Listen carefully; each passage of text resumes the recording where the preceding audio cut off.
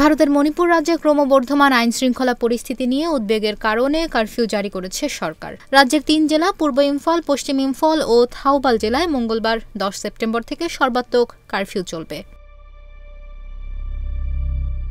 Times of ইন্ডিয়ার খবরে বলা হয়েছে, উত্তর পূর্বাঞ্চলীয় মণিপুর রাজ্যে সহিংসতা নতুন করে বৃদ্ধি পাওয়ায় ৩টি জেলায় অনির্দিষ্টকালের জন্য কারফিউ জারি করা হয়েছে। মঙ্গলবার বেলা ১১টা থেকে এটি বলবৎ হয়েছে। রাজ্যের শান্তি পুনরুদ্ধারের দাবিতে শিক্ষার্থীদের বিক্ষোভের একদিন পরই মণিপুরের এ ৩ জেলায় ১৪৪ ধারা জারি করা হলো।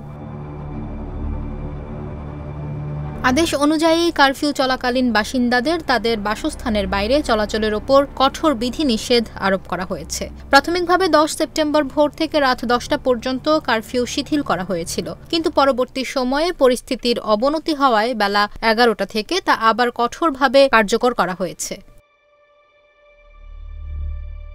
নিষেধাজ্ঞার আওতায় থাকা ব্যক্তিদের মধ্যে শুধু জরুরি পরিষেবার সাথে সংশ্লিষ্ট ব্যক্তিদের চলাচলের অনুমতি দেওয়া হয়েছে, যার মধ্যে স্বাস্থ্যকর্মী, বিদ্যুৎ ও পানীয় জল পরিষেবার কর্মী, প্রেস ও ইলেকট্রনিক মিডিয়া এবং আদালতের কর্মচারীরা অন্তর্ভুক্ত।